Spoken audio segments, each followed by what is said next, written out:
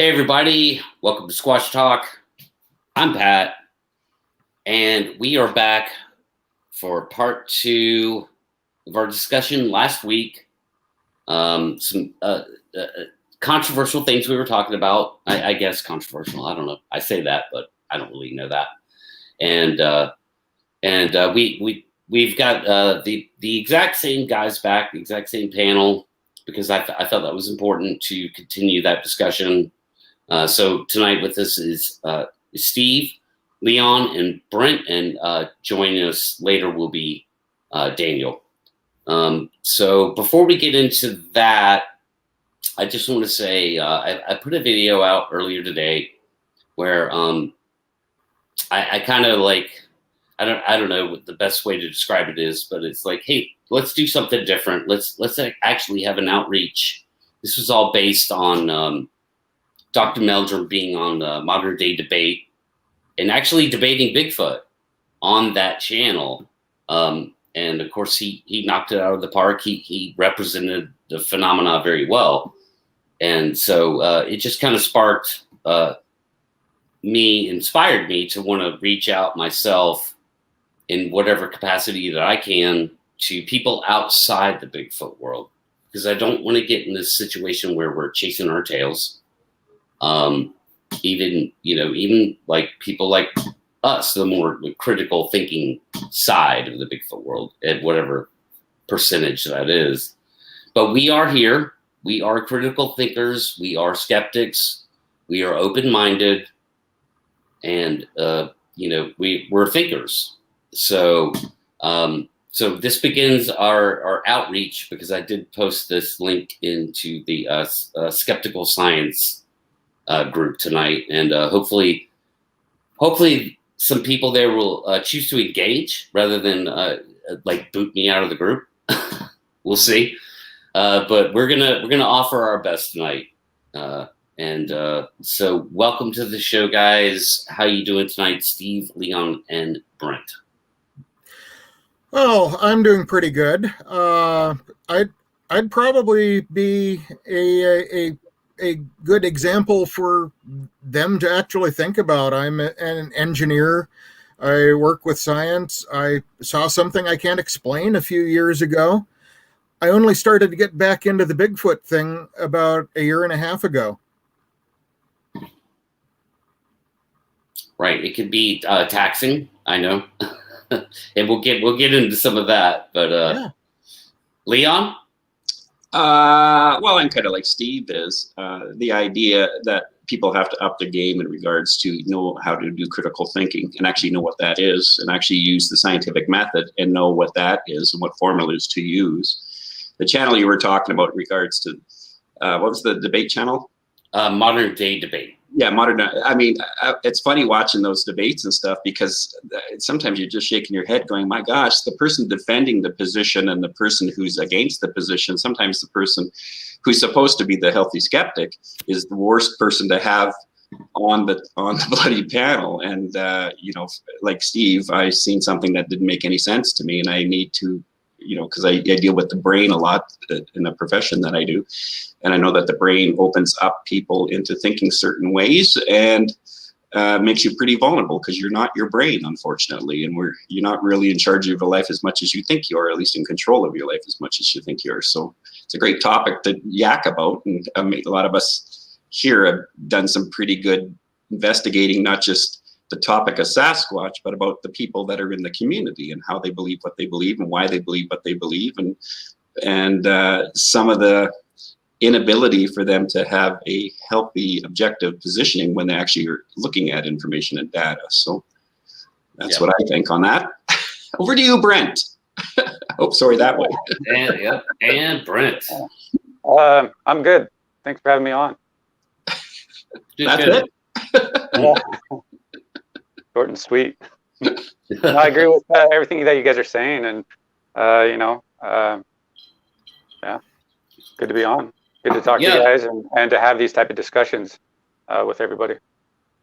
Well, good, man. I just I thought it important to like I said, to reach out to any kind of people, any kind of group, small, big, or even individual, and just reach out to them and say, hey, there's actually something to discuss here.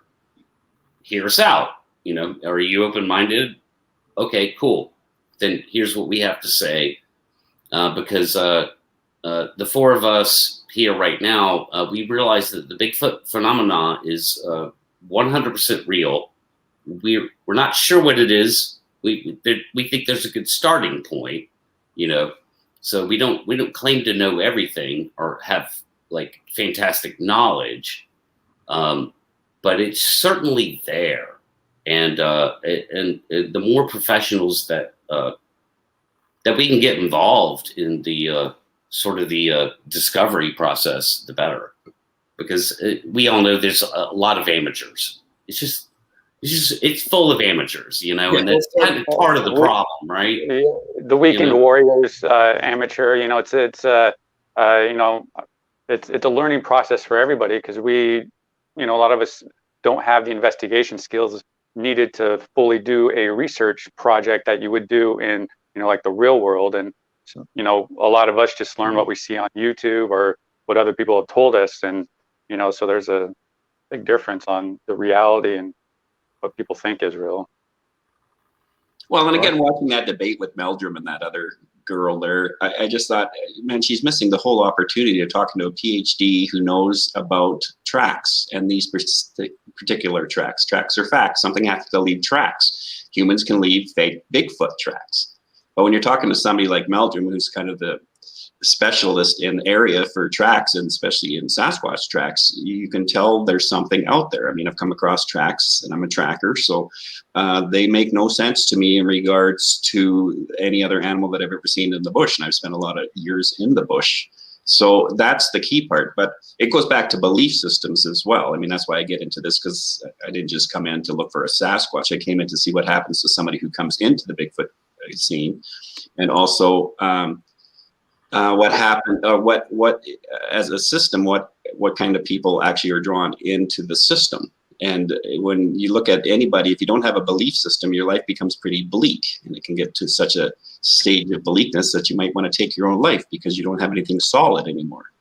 So I think there's a lot of, from my angle, I was coming from a psychological angle, and but there's also this other side, is tracks or facts. When you come across the Sasquatch footprint, they're very unique. Now you could say, if people are familiar with what a Sasquatch track would look like, well, those can be hoax. Well, they certainly can be hoax, but not if they're real on a live animal, because there's too much flexibility and energy that's discharged within the foot or the pad when it's on the ground. You can check this out with bears.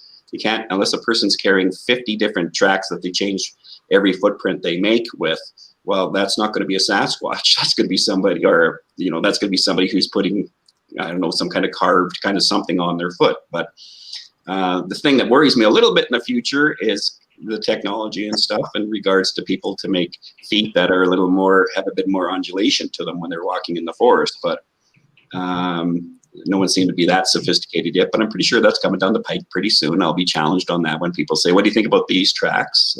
I can usually pretty well tell within 2 or 3 minutes looking at a track whether or not it's actually from a Sasquatch compared to someone trying to fool us. So Right. Yeah, I don't want to help hoaxers, but I have a number of ideas of how to mechanically put something like that together. Exactly, and there's always going to be those people out there. I mean, it's not just a topic of Sasquatch, it's a topic about anything that's kind of paranormal that's out there, or cryptozoology and stuff. And cryptozoology is just trying to figure out, is there animals out there that we thought weren't existing that actually are existing, if you take the basic definition of it. Mm-hmm. It's nothing about kooks or anything like that. There's a whole list of history where cryptozoology animals that we thought once didn't exist found out that they did exist. But again, me saying that does not mean at all that Sasquatch is real in regards to people who have viewed it who may have not seen one.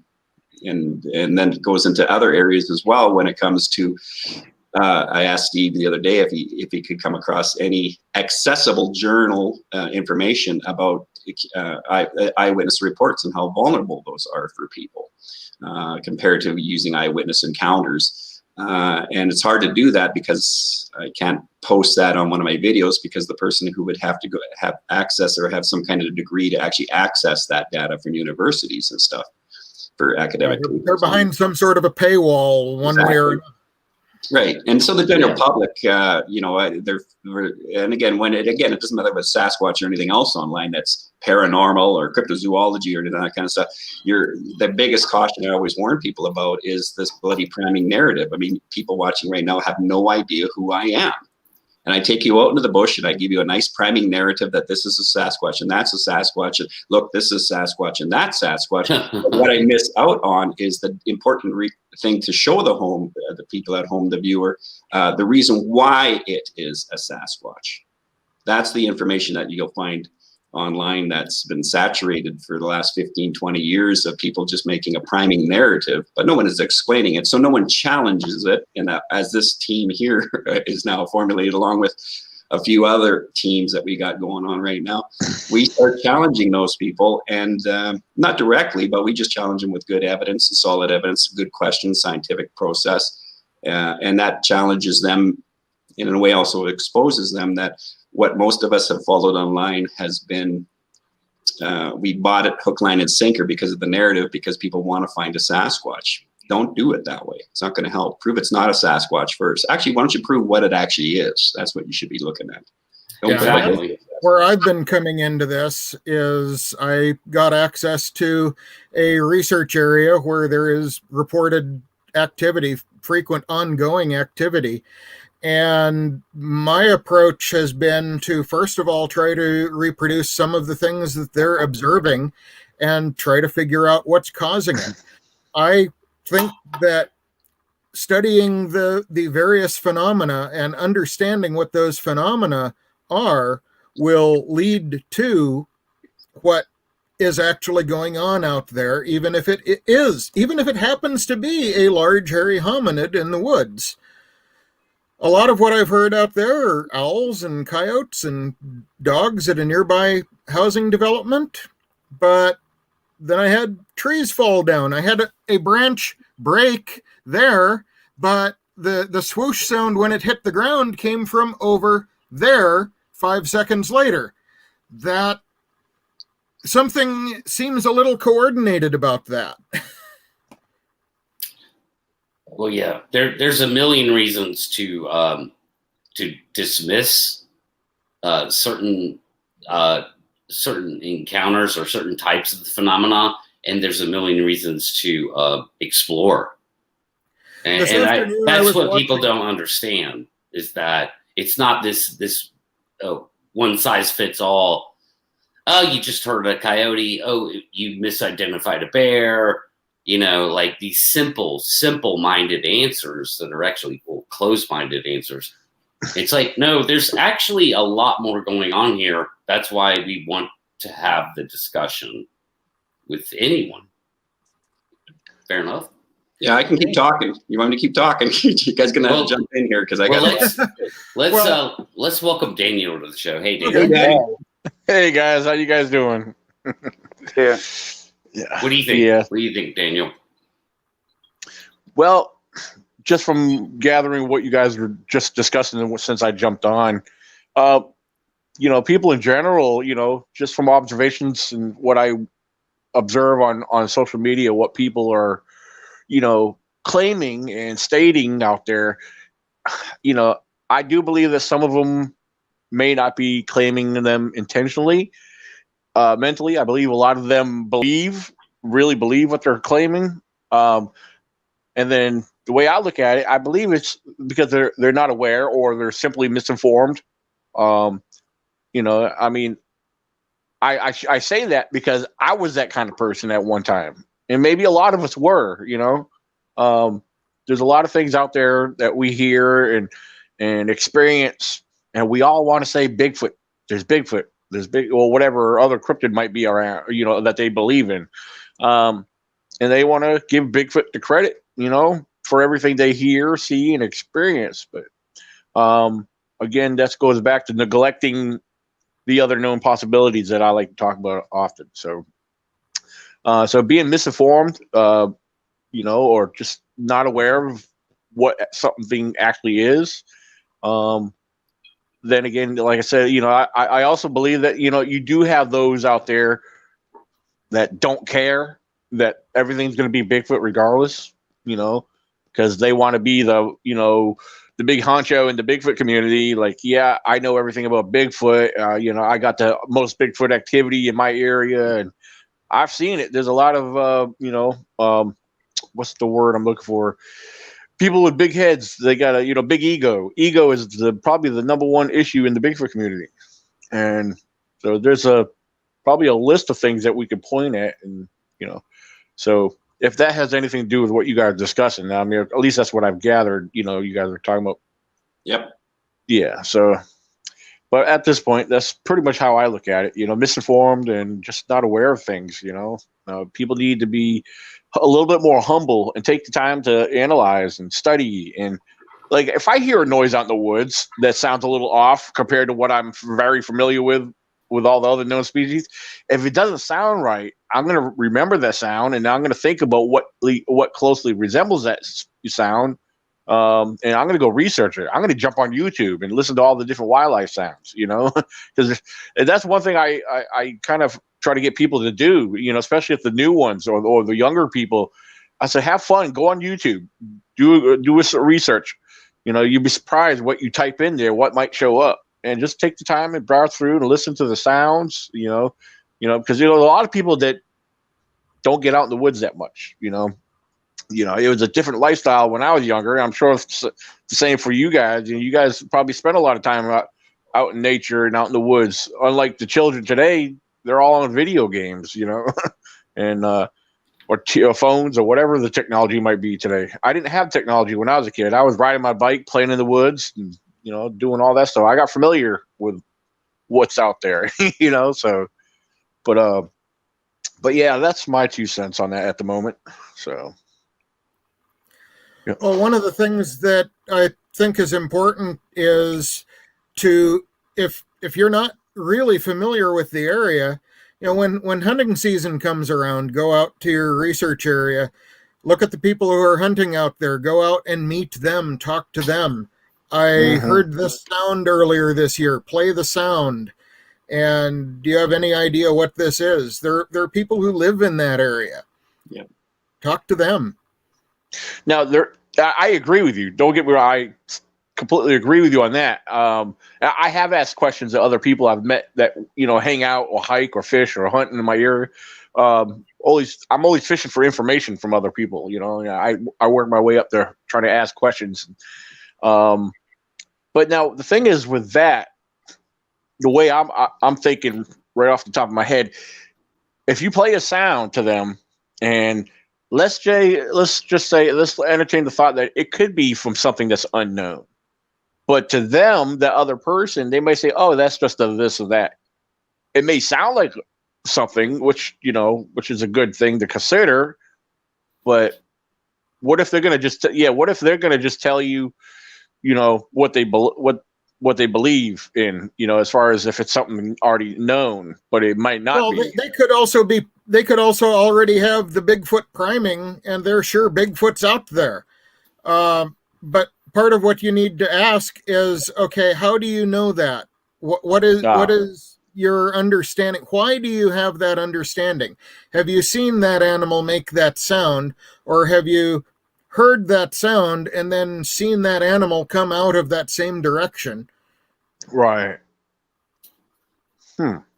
Yeah, that's a good point. You have to get more background. It's not just a matter of, have you heard this? Do you know what it is? But then it's, why do you know what it is? That's right. Yeah, and it's also about vetting the information and data. Like, again, the Chehalis cries that came in there, and Thomas went and investigated them, and everyone thought they were Sasquatch stuff, and they were associated to other calls that came in the Pacific Northwest. And when he got there, he found out what it was. Didn't like what it was, because he knew what he was going to walk into if he'd said what it was in the online scene, which is those were coyotes.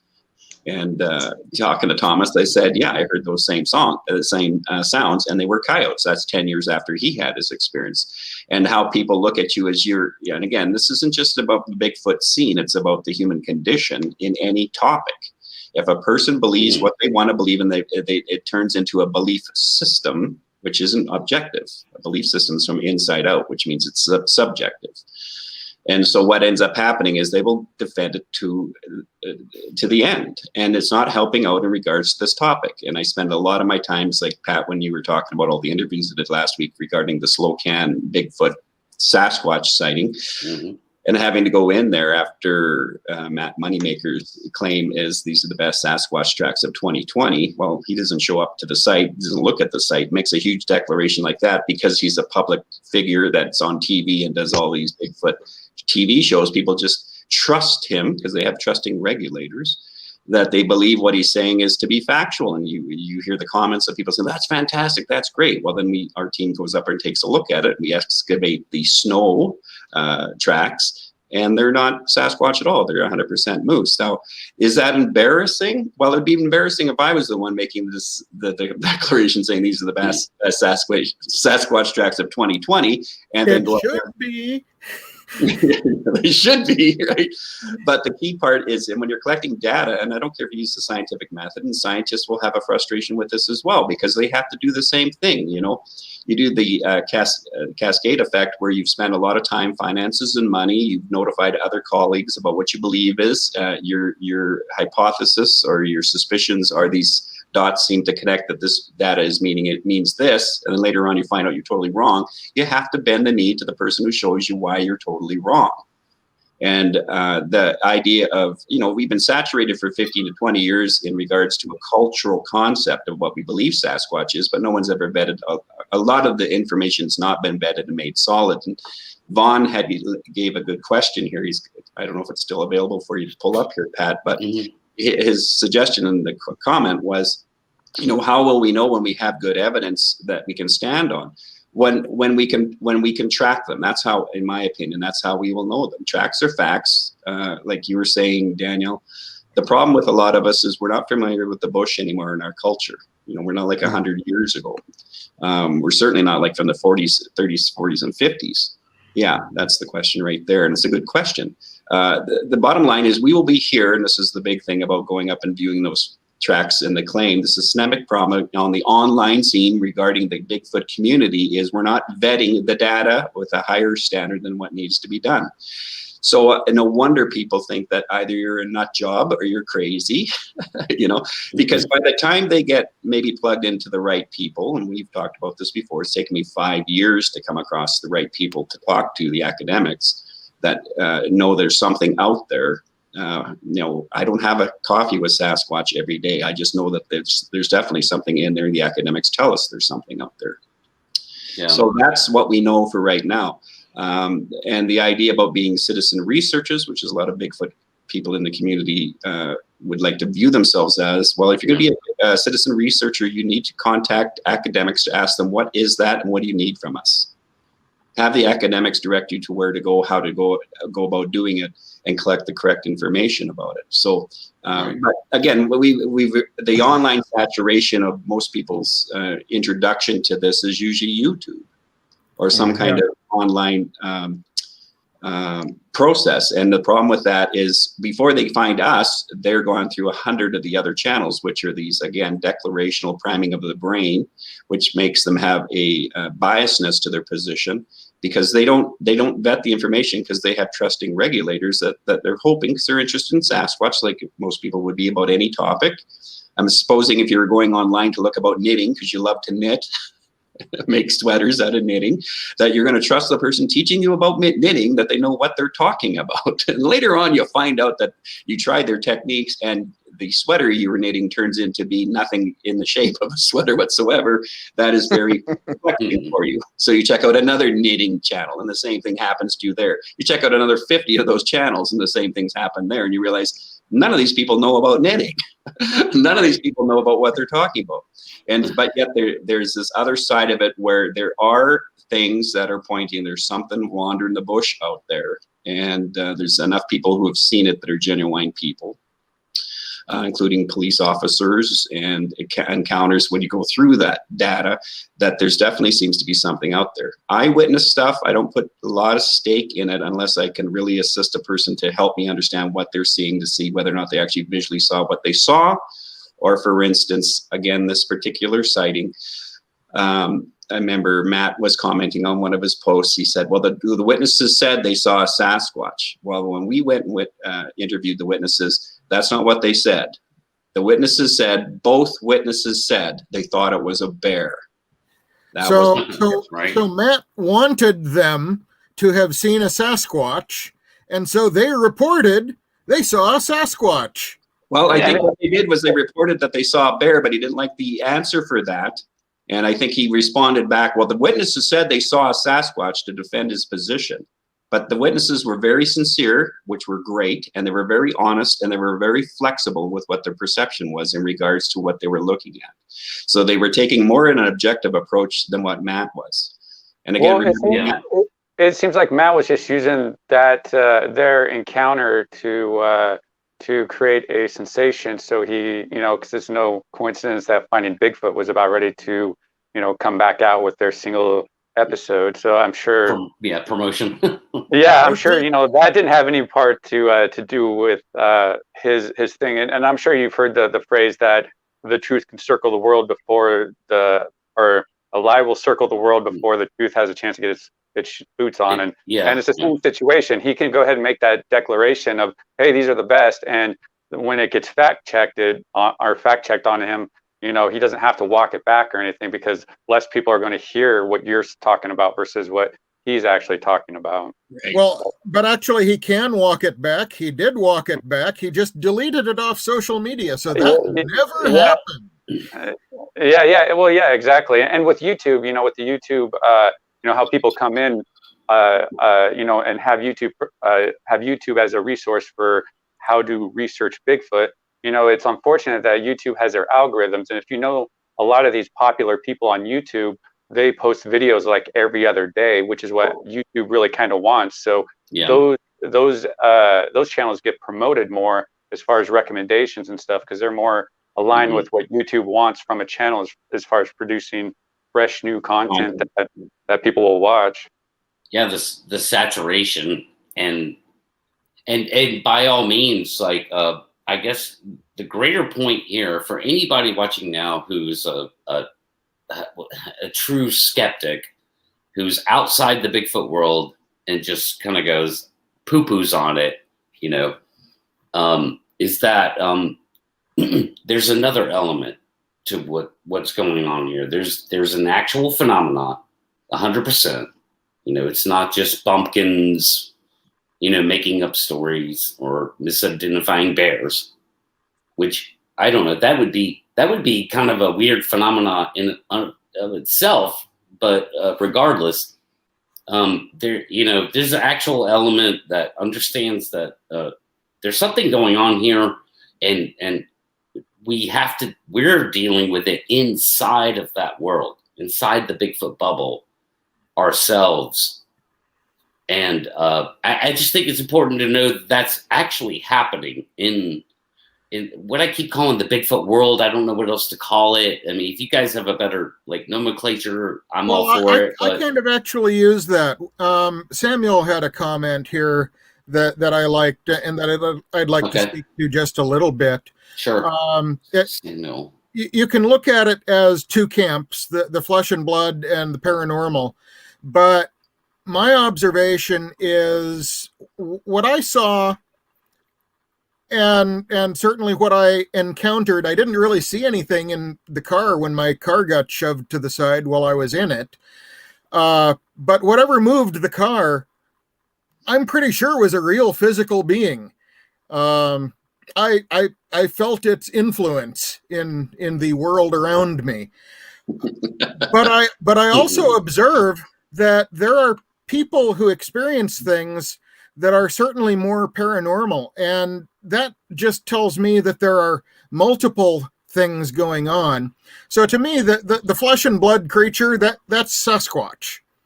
The whole wrapper for everything that people are calling Bigfoot, that is what I call Bigfoot, and that includes all the paranormal stuff that we kind of need to try to define and get a grip on what people are actually experiencing, because people really are experiencing things out there. And are they purely psychological phenomena? Are they natural phenomena that we do not understand well? Yeah. Yeah. I mean, again, that's a whole department, right? Of what I would call the Bigfoot community or the phenomenon itself, because we do get reports of supernatural ability, but yet here we are, somebody like me, at least, I'm a skeptic, and my first thought is, well, is there a natural explanation? And I always love to use the octopus as an example. Feedback somewhere. Yeah, no, somebody's got feedback. I think it's Daniel. Yeah. Mute everybody. Check 1 2. Oh, Can you hear me? yeah, it's gone. Yeah, it was Daniel. I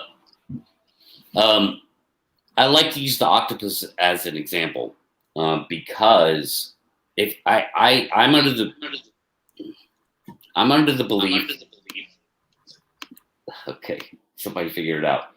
If you picked any person off this planet in a primitive remote area and threw them into a situation with the octopus, that they would think that thing's supernatural.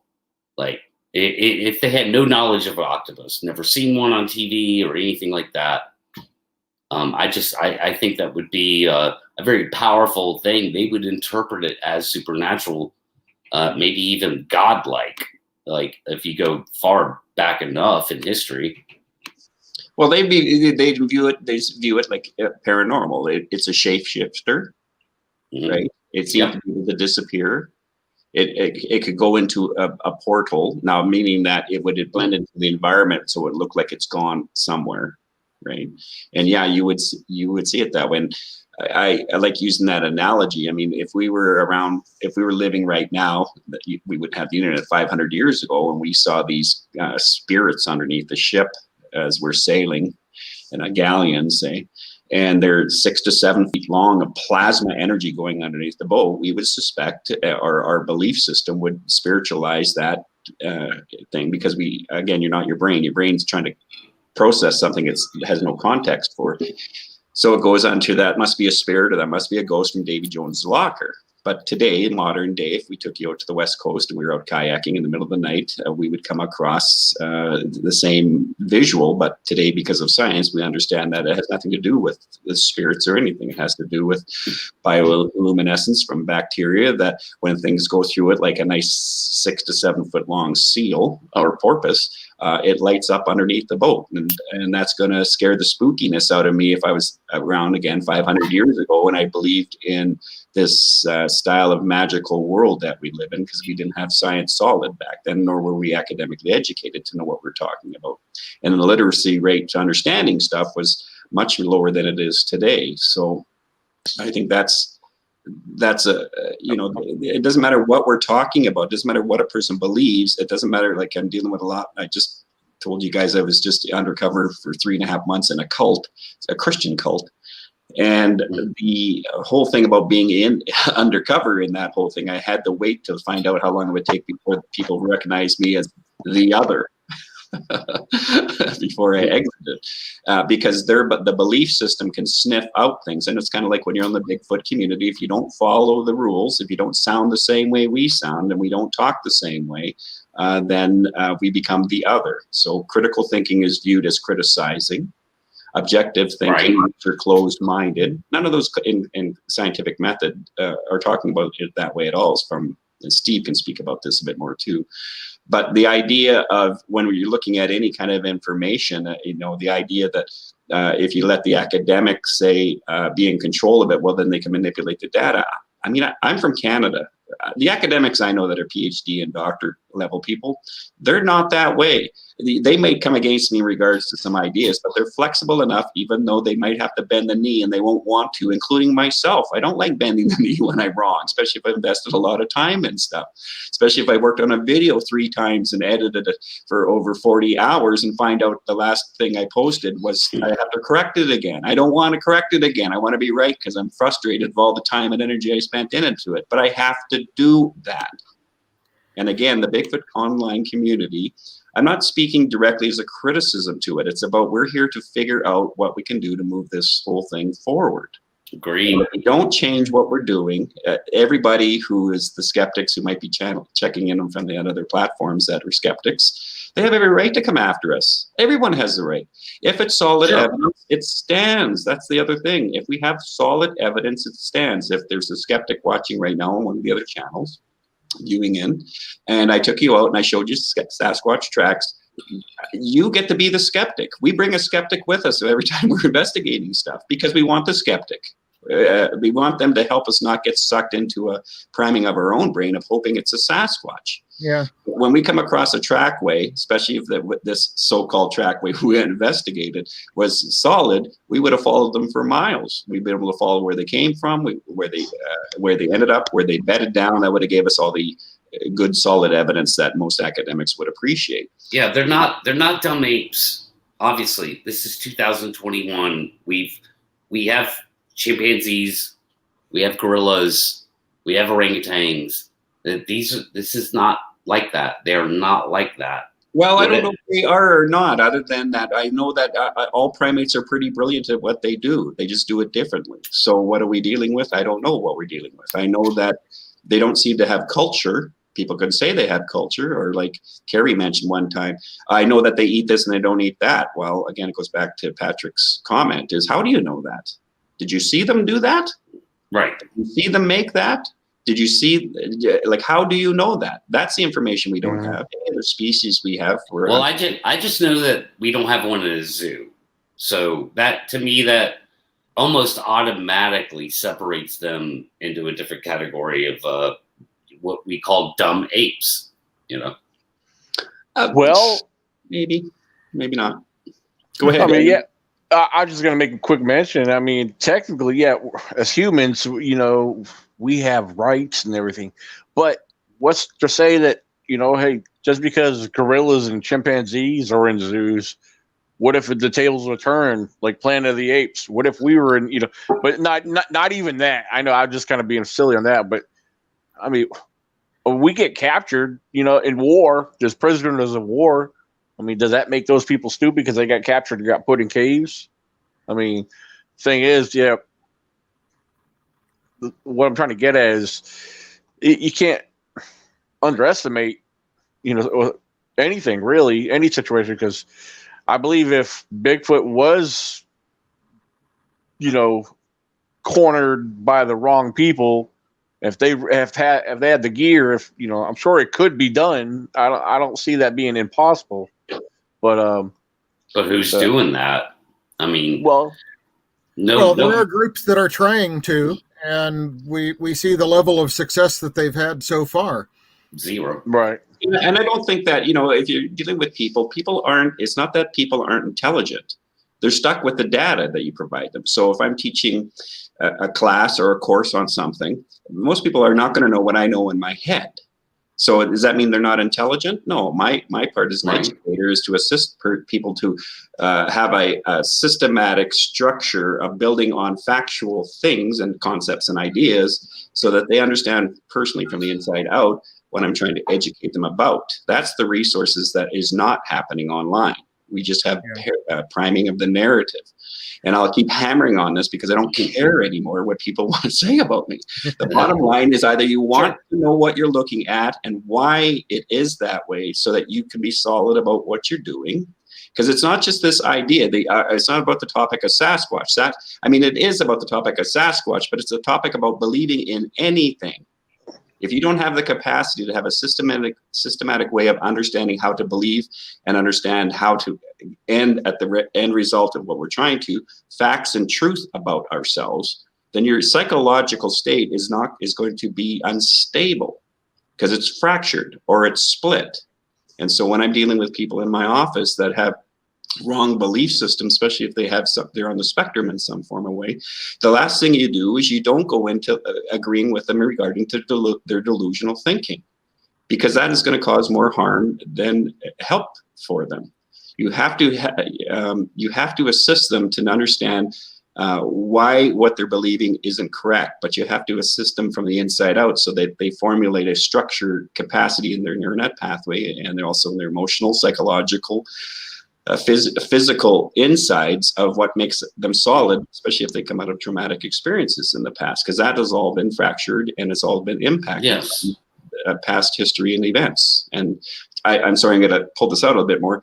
All the data you have in your head is all the data you have to assess anything. And when you see something of the unknown, no matter what it is, your brain automatically goes through all those files to come up with some kind of concept. So you come online, you hear about Sasquatch, you're in the bush, you look through the trees, it's dusk out, and there's a shape there. That pareidolia is going to kick into your head with a shape of, that looks like a Sasquatch. Now, you're not thinking that, your brain's done that for you. And then it comes into the front of your cortex with apophenia, a statement of what it is. That's a Sasquatch. Now, you got to be able to vet that information to find out why it is.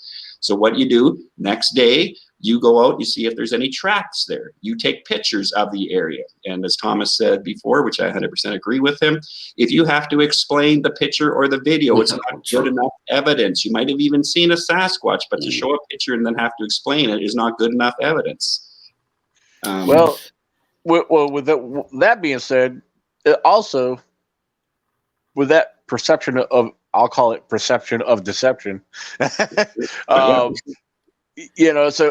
if you're in a situation and that, I know this is, a lot of people are not going to agree with this, but if anyone has the balls, or if they're brave enough, if they think they're looking at a Sasquatch, why don't you approach that direction and see if it moves? Yeah, that may not be a smart thing to do, but if you feel brave enough, I mean, why not? Or work around, circle that location and keep your eye on that and see if that shape or whatever seems to move or disappear or fade out, or it could have been a shadow or overlay of other trees, or other debris in the forest. But yeah, there's other ways to debunk that, because I've been a couple rare situations. I've seen things, I was like, what the heck is that? And I kept staring and staring. I said, I got to approach that area. I've done that just to see that it was just a dead tree, or a burnt tree, because we have a lot of dark burnt trees throughout different parts of our national forest since they've done controlled burn. So yeah, there's a lot of things with the light, with a correct proper lighting, and then some shadows and whatever. Yeah, sometimes it can be deceiving out there, even for somebody like me, that, and I believe I'm pretty well observing, so that's why I haven't come forward and claimed I've got Bigfoot in my videos, or not like that. Well, that's one of the reasons I like to have that little thermal camera that I have. Yes. I am not at all bothered to step out into the dark off the trail, but I do like to look to be sure there isn't a bobcat or a bear right there. Oh, absolutely. Yeah. Brent, you're a little quiet. Why don't you share a little bit about that whole process you went through with how you were primed? You primed yourself because of the narration in regards to the tuning fork tree incident. It's what I call it. I know you call it differently, but yeah, it was a well, what you guys were talking about. I think we're at the stage now where people need more examples of how to do it better, right. And not just what is popularly are constantly showing up in their YouTube algorithm as far as what is popular on YouTube on in this subject, and it's but as far as that tree, that's a great example, and I was actually thinking about doing a video and articulating even better as far as the whole process of how you can get primed in this subject, and through various ways, and it's usually through manipulation of what's being told to you, and just the whole process of the priming, then how that will actually form a confirmation bias of what you're actually experiencing, which I think a lot of people that are just getting into the Bigfoot phenomenon, that are out there going out to the woods, that don't have that experience and stuff, I think that this is what primarily happens to them. It's they get primed, and then they get the confirmation bias of, they go there and they're like, yes, this is really what's kind of happening. And just because they can't really, they just believe it so much. And then they have a cognitive dissonance, which will protect this belief. So when you try to talk to them about it, they're going to defend it, like they would defend, a religion. And that's where a lot of the conflict comes about, is, the how that whole process is, and getting people to understand how that process is a big factor in how we initially investigate the Bigfoot phenomenon. And I just think that we really need better examples. Steve Coles, he's a good example. He's a private investigator. It would be nice if, people would get together and come up with a procedure of sorts of, this is how it's kind of done. Okay, so we came across this whatever type of evidence, a sound, for instance. Well, how are we going to properly vet this out versus, just go blasting online saying, hey, look, this is Bigfoot, and there will always be those people. But, I think that we need to give people more the people who do want to try and learn and stuff, give them the tools necessary to better vet their own evidence when they're out there. Because, from when I first got into this, 5-6 years ago, to where I am now, it's a stark difference. And I had a lot of detours, rabbit holes, and a lot of things that wasted my time and money. And, if we can give, the people coming into this better resources of how to actually better do it, maybe they'll be the ones to get the evidence that we kind of need, because, how it is their success is our success, because it's very true. As Daniel pointed out, there's a lot of ego in this subject, and it's overcoming that, and, getting people, the resources. So when they're out there now, like I say, there'll always be people, that are out there that just want the attention from YouTube, that will just, always have that. And the thing is, we can't be discouraged by that, because, it's a slow process of building it the way that it kind of needs to do, or it kind of needs to go. But I think that we should really somehow articulate an outline of sorts. So, like the me of 5-6 years ago could have used to better navigate this maze of, wrong roads and rabbit holes. I think that's where we're kind of at the stage now of we need to give these people better examples. And we try the best that we can with how we do it. But, we're all, it's good that we're all coming together more to better articulate it for people more, and I'm sure in time we're going to even, maybe come up with those procedures and maybe a how-to of like, hey, this is how you actually do it type of stuff, Agreed. Yeah. Well, anyone here familiar with Darby Orcutt by any chance? Not me. No. Darby Orcutt, very great guy. Bigfoot believer, but also a major skeptic. Professor at North Carolina State University. I had numerous conversations with him, a lot of discussions. He was also one of my speakers at my first year conference. And also he's come up from North Carolina to spend time and explore out in my area with me. And but again, we've had a lot of discussions and everything. You guys are really like this guy. He also used to work along on a project with the late Dr. John Bindernagel, wildlife biologist.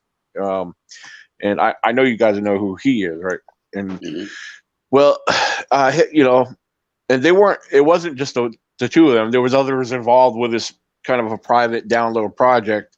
It involved other primatologists and other scientists, where they were working together, coming up with what they call protocols. Basically, I'm not going to try to explain the whole thing, it's because it's a lot more to it. But there's protocols that they come up with, because like when we find Bigfoot tracks, I'll use tracks for example. Science, mainstream science, that's something a lot of them will easily dismiss. Why? Because tracks, can be hoaxed. But there's protocols that they come up with that would actually basically give scientists something to actually consider. For example, collecting various sorts of samples from these tracks, and having them tested in a chemistry lab. Don't send them off to a DNA lab. No one's going to test. Like you have a track impression in the grass, or even if it's clean enough dirt or soil, you could collect that soil. You can't send dirt and sand or whatever the soil is to a lab, DNA lab, but there is labs that test them, but again, I'm not going to try to get into what he explained. He could explain it a lot better. Somebody like him, he would be a great person to add on to this discussion. I would love to have him on air. Actually, yeah, where have you been hiding this guy from me, Daniel? What the hell, man? I've had him on radio shows and old podcasts before, but yeah, me and Darby, I haven't spoke to him recently, but I'll get in contact with him. He's on my friends list. Again, his name's Darby Orcutt. If you want to look him up, send the message. Just tell him Daniel sent you. So, yeah. No, connect me if you can. And I mean, he would be a great person to have right here, right now. So, obviously. Yeah, he explains things very easily. And get this, one of his classes, of course, the university that he's at, they I don't think they've been having any in classroom teachings right now. But however, one of his main things, one of his classes, he does teach a class.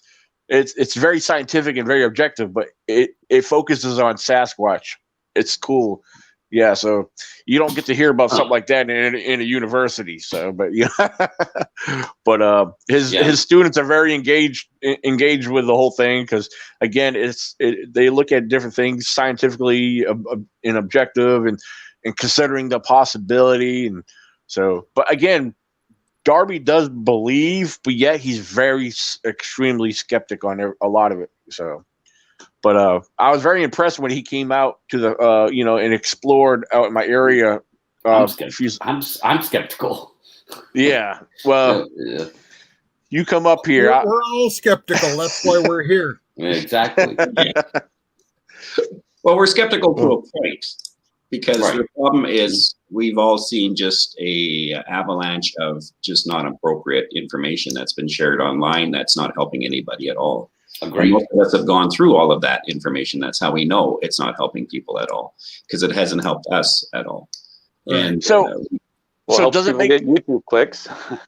What's that? Yeah, it helps people get YouTube clicks. Well, that's not why I'm online. I don't think that's why you guys are online. That probably no, but those are the ones that usually get the attention, or the ones that usually they're the channels that people find because they have more clicks because they're filling more evidence rather than actually providing information. Information is boring.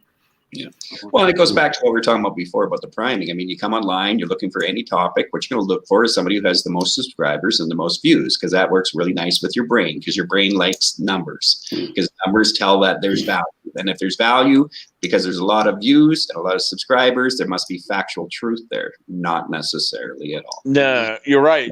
Right. So, and that's the scary part of it for people coming online. We got to keep doing what we're doing, which is there's entertainment value. Yes, and there's no problem if you're saying it's an entertainment channel, and there's no problem saying if it's you're just sharing people's stories. But as soon as you're claiming or giving the impression that this is factual vetted information, which is what I have had a problem with, not personally, but as far as coming online, hearing that, and then checking out what the accusation, or not the accusation, the claims are, and then finding out they're not even close, then I have a problem with that. I mean, on my channel, I have the Skeptic Society link on my channel and a few other kind of style of platforms like that, because you need that information. You need to learn how to think against yourself. Agreed.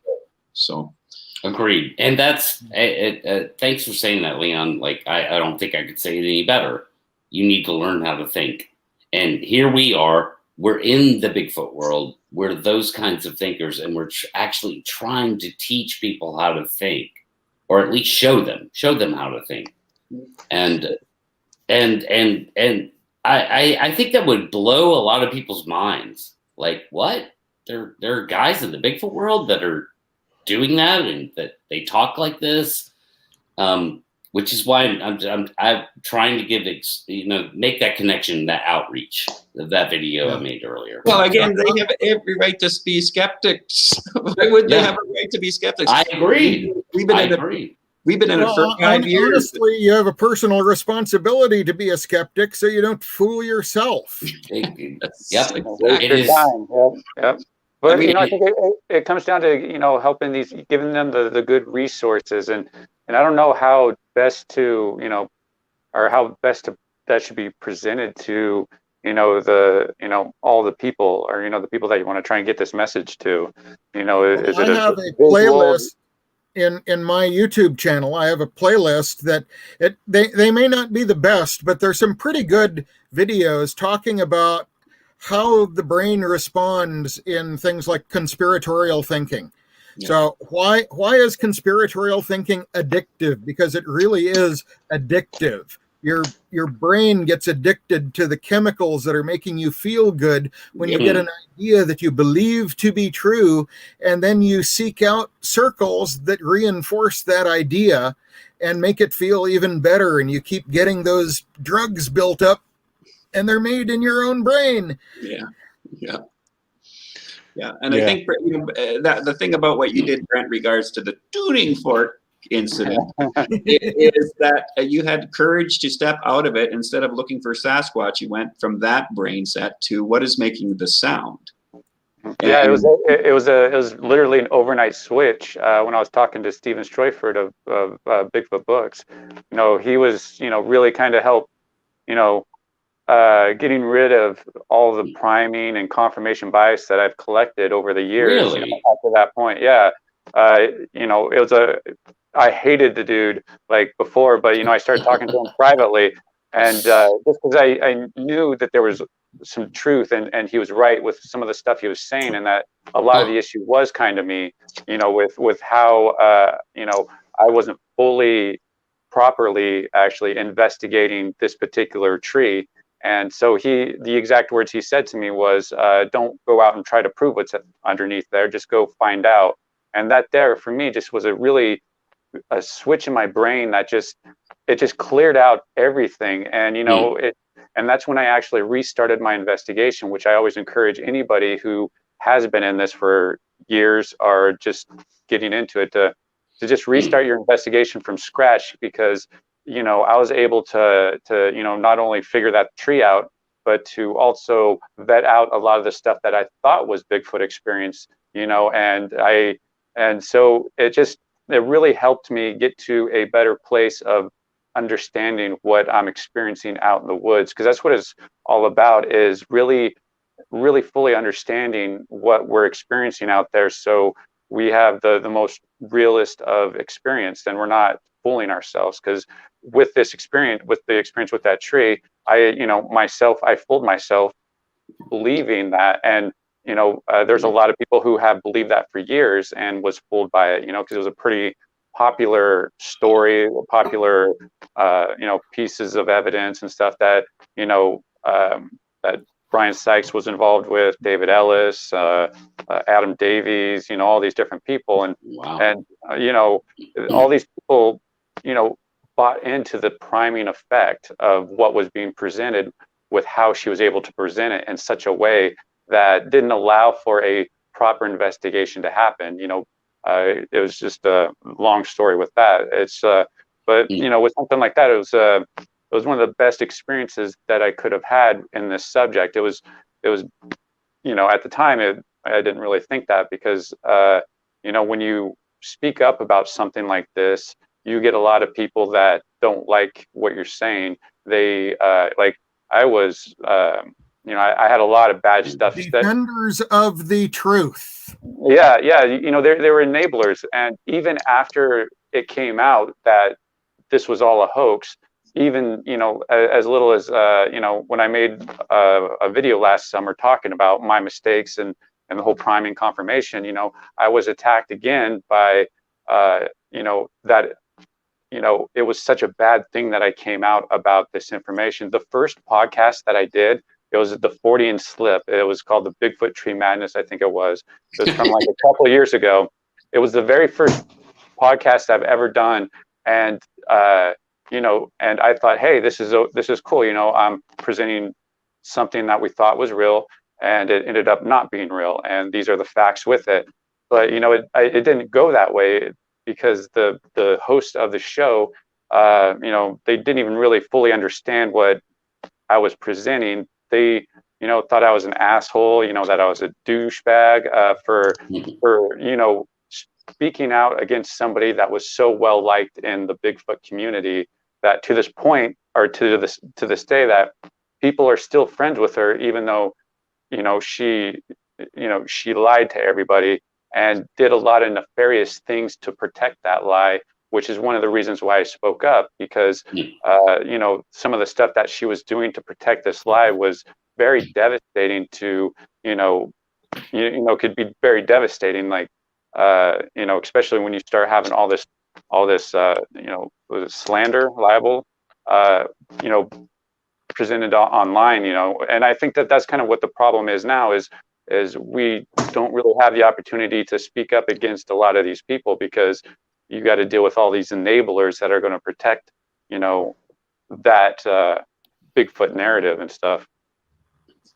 Well, I think what you did was pretty honorable, though, and that's the point. The honor. I have 10 phrases I'm putting up on this next video that comes up, and they're kind of guidelines for you. And one of it is, what you speak is close to what is attached to your character. It's about your character. And when you're looking at data or you're looking at evidence, you can't say the moon isn't there when you know the moon is there. You can't say the earth circulates, or the sun circles around the earth, unless you know the evidence is there for that. Everyone else will be against you, but you stand your ground on that kind of stuff. That's why we're not moving forward. Yeah, and it was a long drive home too, because it was a 2.5-hour drive home. Yeah. And usually I'm listening to music or something, and it was just dead silence because I was trying to process everything. Because it's like, I really believe this was true. And within the first hour of going there, with restarting my investigation, it's like I figured it out. And it was like the blood draining from all your body. It's like, what do I do now? It's like I didn't really, it's like, what do I do with this information and stuff? And I actually sat on it for a little bit of time. And I told, a handful of people and stuff, because it's very delicate of how you come out with this type of information, because, just a lot of variables that go into it.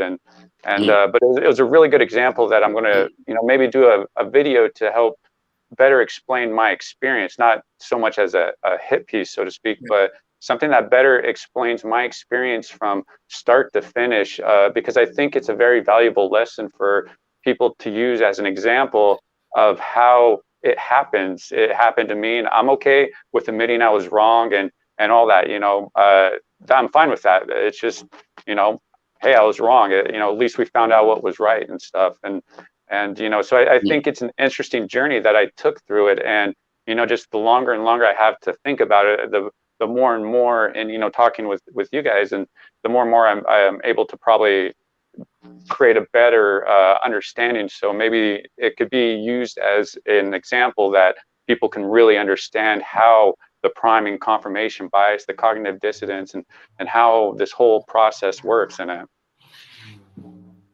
Very well said. I didn't know that. I would like to see some of those videos, like. So I'm a little behind the curve here with your experience. I actually don't know anything about what you just talked about.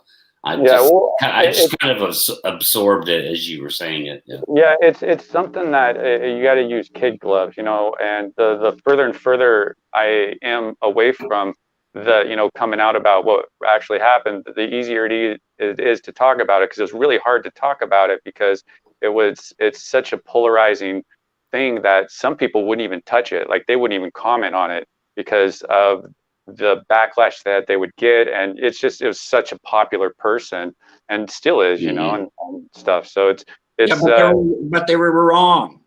They were wrong. Matt Moneymaker was wrong. That's the point. The point is, somebody has to say it's not correct. And then they're making the claims, so they have to provide the evidence. Another reason we're not getting anywhere is that most people aren't willing to pay that price that Brent decided to make. That you have to walk away from that group of people. Yeah, because I actually still hear to this day of the negativity that was talked about me behind my back, behind closed doors. Because I was actually told that I was going to be blacklisted in the Bigfoot community because they tried to run me out of the Bigfoot community because they didn't like me. They didn't like what I had to say and all that. Pre-blacklist me in that community. Yeah, Right. Yeah. That's what I ultimately thought. It's like, well, who cares if people blacklist me, because I don't even know these people. You know, I don't even know the people that are blacklisting me. So I'm just going to go on my merry way and do what I do. And you know, but it was a really interesting experience on how the Bigfoot community will enable these type of people to continue their shenanigans.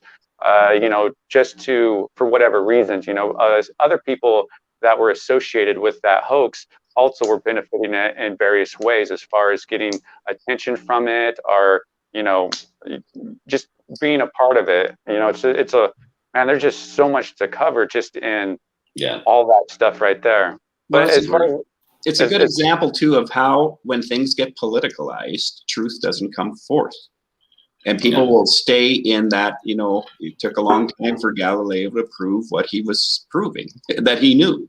And it's like, I mean, at one point, it's not, if we're going to be citizen researchers, it doesn't matter what people think. It's about what the facts show. And the facts show this. I'm sorry, I didn't make up the facts. The facts are what they are.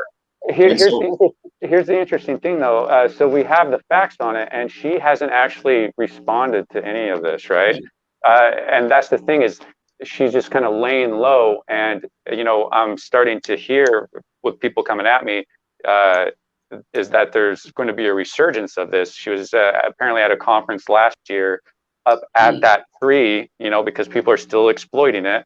You know, there was a conference up there at that tree, and you know, it's just, I thought, poor tree too. It's just no. The good thing though is we know the facts. So what is going to happen? She's going to be embarrassed a second time. She's going to be embarrassed a third time. She's going to be embarrassed a fourth time, and her character is going to be slaughtered for her own fault. It's not. If she gets enough clicks, she's going to be happy with what she has. Yeah, you know, and making these brief appearances, and you know, and she's still, you know, protecting that Bigfoot narrative. So it's not like, oh, hey, you know, thanks for solving that type of stuff. She's still continually protecting that Bigfoot narrative by negatively talking about me, and like making up lies about me, and which, you know, it's just something that people should be aware of. On, you know, you should really be wise who you investigate the whole Bigfoot phenomenon with, because there's people that will drag you down, and that's, you know, why I love collaborating with the people that I collaborate, and I have no problem, you know, not collaborating with somebody if they have certain things about them that I feel is detrimental to the actual investigation that we're all trying to do. And that's usually an ego issue of you know, just people not able to work in groups, that you know, which is a huge thing. That's a little past ego. That's got nothing to do with ego. That has to do with deception. Yeah. That's a total different. And this person's really deceitful, you know, as far as how they go about things. And it's like, man, and I tried to talk to him about it, and got turned around that I was the bad guy for bringing this up in a very professional, positive way of like, hey, you know, maybe, you know, because, you know, I'm not the only one who got this sense from this person. It's like, yeah, a lot of people are feeling this, you know, and you know, so some people just won't change with how they do things. There's nothing you do about it. I mean, and that's why you just walk away from them and be like, okay, well, you know, this isn't going to work out, and you know, you kind of part ways. And he blocked me and unfriended me and all that fun stuff. So I mean, oh my, yeah, it's like I had to do the white guy looking for Sasquatch about structure. You know, I remember talking to Jennifer from where was it? From Colorado. I said, I'm just about to post this. The wolves are going to destroy me on this one, because the whole thing was, none of it was Sasquatch. 99% of structures online about tree structures have nothing to do with Sasquatch. How do you know that, Leon? Teach yourself. Go online. You can easily find this information out. Educate yourself. Don't put it on as a criticism. I'm looking for information to tell me this stuff. Thomas Steenberg, having to go to the Chehalis Cries, finds out exactly what he finds out. He doesn't want to find it out. I mean, he finds it out, but now he doesn't want to share it because he knows it's contrary. The people he respected came after him. Everyone came after him, but he stayed solid to the facts. Don't deviate from the facts. That's what you did. I wouldn't waste one iota about anybody that's like that, right? So it sounds like a little bit. It was a great experience for me. I was able to learn a lot from it. I considered it a teachable moment, and it made me better at what I do today. And so it's something that I hope to maybe articulate better and explain better, so other people can use it as a learning experience of not to fall down the same type of traps that you will easily fall down or fall into in this particular Bigfoot phenomenon. Because that's where I'm all about is giving people the better examples, the good resources that they can have to better their own investigation. Well, you were teachable, Brent. Yes. There are a lot of people out there in the Zen master vernacular are the full glass. There's no room for anything more. They know everything that they want to know, and that's it. And a more comic book reality, I've mentioned this to Leon, they are like Superman, and facts are like bullets. They just bounce right off. Mm-hmm. They're impervious to information. Yeah, that's brilliant. Yeah, and that's why I talk about, to recognize those people and maybe not include them in with your investigation and not have them drag your investigation down, because people like that will. And if we're going to maximize our potential when we're out in the field doing these type of investigations, we need it to be running at like 100%. And how the information is gathered, how it's vetted. Steve, we were talking about, with the whole audio thing that we want to do, and really hammering out real procedures on getting all this done, on how to actually do it. And I think the more examples we give people, maybe we'll have a better result of people producing better evidence, and maybe we'll get to a point of getting the evidence that we need. Yeah, well, we have to get out there and try the experiments and see how well they work, and actually work them out, for audio triangulation, not just waiting to detect something, but going out there and making some sounds and making sure that we can locate ourselves when we're trying to do it. Patrick was saying something in relation to what Leon brought up. And it's not so much a matter of getting the permission of academics that we're talking about. It's not a matter of permission or them being a gateway. It's a matter of what is the level of evidence. And what I have presented to a number of people within this group, and I'll be talking about this probably a bit tomorrow night on Daniela's show, is that we tend to think about, we could prove Sasquatch exists in a court of law, but the standards in a court of law are really very low compared to the standards of science and academia. There's a lot of evidence out there. There's enough evidence to commit Meldrum to a lot more looking. And that's really significant. And there are a lot of people, even within his immediate peer group right at Idaho State, that, just laugh it off and walk away from it. Yeah. But he's there, and his veracity on this has certainly some of his peers actually thinking, okay, what is your real evidence, but why isn't there more evidence? What other evidence can there be? That's what we're working on trying to figure out. That's what I'm working on trying to figure out.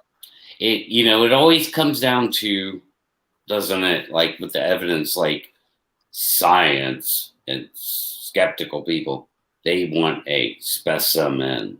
Yeah, I used the S word, didn't I? Yeah, and we're over here going, you can't really kill one. Like that's a very dangerous, expensive proposition. So harvesting a specimen, that's not going to work for us, because I don't want to die. Well, I've said this many times. The time of actually needing a I can't even think of the term now, but the time of needing a body on a slab is gone. Because even if you have a body on the slab, you need the DNA to show where it fits into the phylogenetic tree. If you have the DNA without the body, you know something was there. You just don't know it's there right now. And it's the what's there right now that we're also trying to work on. Yeah, so it's this in between, linear thinking of, well, we can't do anything without a specimen, but there are these increments in between where, yeah, we can. It's just that nobody's doing it, So environmental DNA, thermal drone, observations, things like that I've talked about. Some of the things that you're talking about, Steve. There are other ways to bring better evidence to the table that can be proved to not be hoaxed. There's a chain of evidence there that there's no manipulation. So what you're seeing or whatever is there. There's better ways to do it. We don't have to kill one, I don't think. And we can't. You can't just go walk around in the woods and go, all right, go kill me a Sasquatch today, damn it. Bam. Sure you can. I also look at it as something I did in my introductory video, which was only about a year ago, I think now, was it's kind of like an honest politician. If you had one, I don't think the best thing to do is to go out and kill it to prove it was there. Right. Yeah, I agree with you. We are... pretty sure we're I personally will never advocate that anybody try and go out in the woods and kill a Sasquatch. If anything, only because you're going to get yourself killed, bud. Or they're going to kill somebody else, a human being that thinks you're outclassed, and as Brent pretty much just said, you just started a war against innocent people. That's why I always back in. Whenever I go to a place, I always back in to wherever I go. So if I have to leave in a hurry, it'll be like right. I have to worry about doing a 4-point turn to get out. Just wait, Bigfoot, don't attack me yet. I got to do this 4-point. I got you. And do you have the chainsaw handy in case a tree magically falls across the road? Yeah. I don't know what I would do. I'm just gonna have to GTA it and just hit it. Well, a small tree. You need those new vehicles that they have where they have 360 camera all the way around their beat, and that's what you use as your bait. Get them to chase you. Oh, I got them on camera, 360 degrees. So. Exactly. They'll back off because I always tell people this. You know what's better than pulling a pistol out on a Sasquatch? Your phone, your iPhone. They'll just they'll run away. It's a joke, kind of. I hope so. So to Nikki's question, on my part, frankly, a lot like Leon, I think I was pretty close to just walking away from the online community. My channel has only ever been about trying to raise a little education and also reporting field information. For the group whose research areas I might be sharing. And other people's channels that I look at, well, to start, the people who are here, I've started to trust Hidden Existence a bit as a filter. If the algorithm shows me something, the algorithm is showing me generally people who are out for lots of clicks. That doesn't help me. Yeah. If Daniela is having someone on her channel, if Pat is having someone on his channel, they've done some filtering for me, and I can look at that channel and see if I want to see what they do more. Yeah, and it's similar to my channel. I mean, I've been online for 5 years, and I have a little over 1,000 subscribers, which just happened, I think, 2 months ago, because I've been flying under the radar, because I'm researching I'm researching everything, every angle of this topic, including the community, including people that come into the community, including the way the data is collected. And that's, like when I talk about the systemic problem in the video coming up in the Bigfoot online scene is no one vets the information. I'm pretty sure 1,000 people are going to message me, maybe not, but say, well, duh. They have no idea the level I go deeper in regards to what I'm talking about. Because it's a systemic problem right through the whole thing. It's just not that they don't vet the information. Why don't they actually want to vet the information? What is stopping them from vetting the information? What is stopping somebody from wanting to know what you're actually looking at? I mean, really, do you want to you want to find out what we're looking for and what we're looking at and understand why it is what it's supposed to be, or don't you? Because if a person's not interested in that, it's, again, I deal a lot with cults and belief systems. There's a lot of Christian cults that are out there, Christian belief systems, that those people will totally come after me with the same strategy that I see online in regards to Bigfoot or other cryptid schools that are out there, or other not cryptid, but paranormal schools that are out there, or UFO schools that are online. They're not really schools, of course, but they're platforms of ideology that people have got into, like Steve, you described earlier very eloquently, that gives them endorphin shots in their brain and makes them feel positive about what they're believing, because it's reinforcing a belief system they probably already have in their system. And that's not being objective in regards to trying to find out anything in one's person's life. You can't use that technique. Most people do. The brain's terrible for not wanting to know the truth, even when the truth is standing right in front of your face. Many civilizations used up their local resources and they waited to the very end, which was too late for the civilization, and they all collapsed. So it's part of the brain's flaw in its programming system. We can find out a lot of things ahead of time, but a lot of head warning sometimes doesn't do us any good whatsoever regarding changing and doing the right choices for our own personal lives. So what's that all about? Well, it's something to keep in mind when you're dealing with any kind of factual data collecting. If your brain doesn't want to know the truth, we have to teach the brain that is what we want to know is the truth, the facts about why this is what it is. It makes you unstable if you don't help your programming system change its worldview, because most of us are just on autopilot right now from our worldview, and then it just regurgitates the worldview without updating your worldview. So, all right. So basically, you're saying that most people are irrational, I think. Well, the brain is irrational sometimes. That's the point. It's not that people are choosing any of this. This is the important part. You're not your brain. There's a good book out there. It's called You're Not Your Brain. Check it out. Okay. It's a great book to read because it helps you understand that we're really outgunned in our 5.5 pounds of jelly in our skull, thinking that, we're in control of our lives. No, your brain's got three brains in it. Two of those brains have been around before your third brain showed up. And it was operating under primal programming systems way before your conscious availability was there.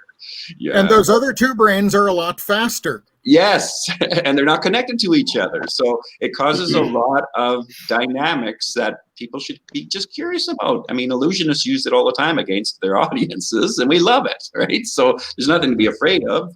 It's just really unique stuff to start understanding and also pull that into your own personal life, any research you're doing. Well, that's interesting. I would almost say like that's why people, I think you just explained why people are irrational. It's not that people don't want to be irrational. The problem is they're outgunned. They don't know. Yeah. They don't know they're being irrational. I'll say it this way. They think that they're being rational when in fact they're not. And that's, you kind of actually almost proved my point by saying what you said about the brain. That's kind of funny. Well, the way I put it in one of my videos, you're the owner-operator of this meat bag that you're driving, but the brain is in charge. The brain is in charge. Yeah, and you have to realize that you're supposed to be the captain of the ship, even though the ship's a meat bag. And you have a helm, that's the brain, and the helm will go wherever it wants if you're not the captain of it to control the direction it's supposed to be headed in correctly. There's too many forces in life, and life is complicated. It's not complicated. And if you're not aware of that, which I hadn't been, I mean, that's why I do what I do today. As I thought most of my life, I thought I was pretty much together and had it all together. The more I really reflected on my life and understood how the body actually works and their thinking actually works, I realized, talk to any psychologist about this. Yeah, you're not in charge of your life as much as you think you are. And that's a fair thing to understand, that, because it cuts you some slack and makes you move towards much more grace, much more patience, much more gentleness in regards to your position, which allows you to do what Brent has done, or I have done, or Thomas has done, admit I was 100% wrong. And but the nice thing is, I also explained, Brent also explained, Thomas also explains why we were wrong. Because that's the important part, which makes us now in a right position. We're upright now. We're standing in our character, and our character is solid, because we want to. You folks may not be used to this, but as an engineer and a software developer, a client brings me on, and they spend $20,000, $40,000, $50,000 on a contract for 3 to 6 months to have me develop a solution for them. But the really good ones then spend another $100,000 with their own staff picking it apart and finding all the places that it's going to break, and we come up with a better solution because we're analyzing up front where things are going to break. Most of my income for the last 25 years has come from people who knew exactly what they were doing, and it was going to work, and it was all easy to do and great, and then they put it together and it didn't work, and they couldn't figure out why, and then they needed to hire someone like me to come in and figure out why it didn't work. And then a lot of the time I had to get them past their understanding of the system by creating for them experiments to run in their lab to prove why what they wanted to do isn't really going to work the way they wanted it to. Right. Yeah, and I'll add on to that. It's like philosophy. When I was taking my philosophy courses and stuff like that, you come up with your philosophical positioning, and the professor's job is to return your paper with a whole bunch of red felt on it. Right. And but philosophy isn't a way to use scientific. I'll just have to throw this in here too. It isn't necessarily the same as the scientific method. And what bothers me, again, just because we're talking about belief systems, when you watch a lot of online debates on creation versus evolution, I don't think it's not even a fair way of looking at it, because one's coming from a scientific method and the other one's coming from a theological philosophical method, meaning one is providing a narrative that sounds very nice and has very deep concepts and ideas to it. That's the theological philosophical debate they always defend. But if you listen to it, they're not doing the scientific method, which is, out of everything you just said, why is there a God? What is the evidence showing that there's a God? And the bottom line is, it's a belief system that they put a theological, philosophical narrative to. But there's no scientific evidence where you can say, well, this is why there's a God. Now, I could have a whole bunch of people just all of a sudden bombard me on all that. I have degrees in theology, so I know what I'm talking about here. Okay, I'm not saying anything negative about that. But again, even in the Christian community, there is a very shallow resolutional capacity for them, because they're too challenged if you started saying certain questions like, who wrote Matthew, Mark, and Luke, and John? The average evangelical would say, well, Matthew, Mark, and Luke, and John wrote those books of the Bible. Okay, what language did the disciples speak and Jesus speak? Arabic. Yeah, exactly. So Matthew, Mark, and Luke wrote in Koinonia Greek, which is a very high-end, highly academic and higher echelons. Oh, that's not the right word I'm looking for. Highly rich family kind of a language. There's no way a fisherman did that. Who wrote the book of Peter? Well, Peter did. Well, Peter was illiterate according to the Bible, so what are you going to do with that one? So these are threatening to Christians if I have Christian debates with Christians. But the answers are out there. But the problem is they're already caught in that I'm one or the other, right? I'm one or the other. I'm criticizing. They're taking it as a criticism, but I'm trying to get them to have the capacity to have deep thinking available to them. But their belief system and their cognitive biasness is already going to write me off, because they're going to think that I'm against them or an atheist or don't believe in God or all that. I didn't say any of those things. I'm just saying straight data to them. and hoping that they're going to actually go look at the data.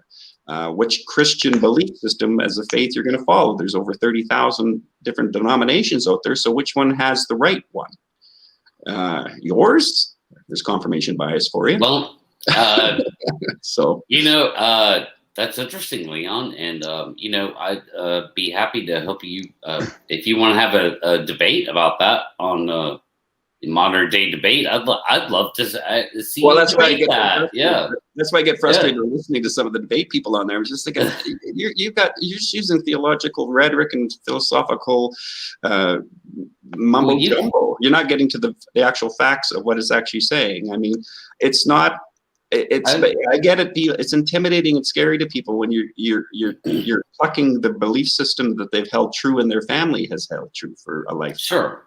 And it's like Sasquatch topic can be a belief system that becomes very family, community orientated. So we have our friends, our pockets, our denominations that are in this community. That's true. And if you go into that community and you start plucking the wrong way, the chickens start clucking. And the chickens start pecking at you, and the chickens start coming at you, and they start crapping all over you, and they start doing all this kind of stuff. Nothing I can do about that. I'm just interested in the data. The data is neutral. It's got nothing to do with Leon's perspective and what Leon believes. Right. I'm going to be willing to bet that most people here are probably nerdy enough to have seen something like Attack of the Killer Tomatoes. So I'm just going to say, please pass the ketchup.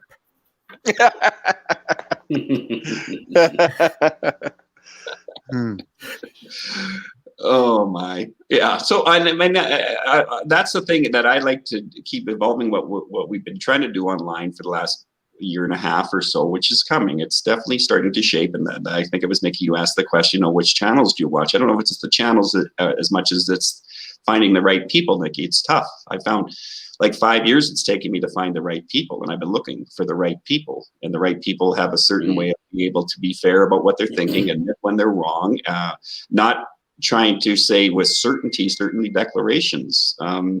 I come across in certain ideas when I'm speaking that I get attacked with all the time because people think I'm a know-it-all. At 57 years old, what do I know? I know nothing. That's what I know.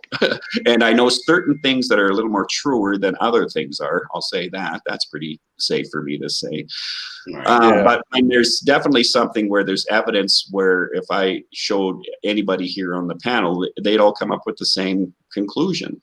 So if I'm pretty sure if I went down and this lady for the tuning fork tree or Sasquatch tree or whatever term it's going to be called now starts coming up and saying stuff, I'll probably saunter my way down there, and then I'll probably come up with another video just like Brent did. And then Steve will probably go down there after she keeps doing it for the third time, and she's just going to keep, and it's not where we're going down there to be jerks or proving hoaxing. It's we're going down there to check claims. I spent 7 months going around North America a couple of years ago and meeting up with all these researchers and stuff like that to find out what their claims were, because I want to find a Sasquatch again. So I have a right to want to find a Sasquatch. I think most people do if they're real. If they're skeptics that are watching, they're right. They have 100% right. I have no problems with a skeptic that doesn't buy it. Why would they buy it? I mean, especially coming online. They have 1,000 videos to point to and laugh at us with. And they have maybe 10 or 15 channels now we're at right now that they would probably go, that's interesting. And we have this video right here to not laugh at. That's for sure. Everything's articulate, well spoken, and intelligent here. Critical thinking. We're not kooks. Just because I believe in the flying spaghetti monster doesn't make me a kook, right? I mean, I saw one. Though. I saw it. It was like, it made me hungry. I want to eat. But I don't know. Let's kind of wind it down a little bit. We're going on an hour and a half here. I'm just gonna go around the board and say,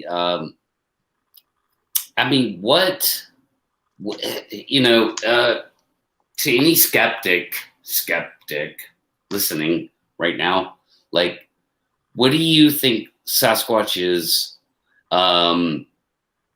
what do you think is a good starting point for the explanation of the phenomenon, and how much do you realize, or I would say, how much do you or realize the phenomenon is 100% legit? There are absolutely things happening in the woods that people don't understand and are creating a confluence in their mind and calling it Bigfoot.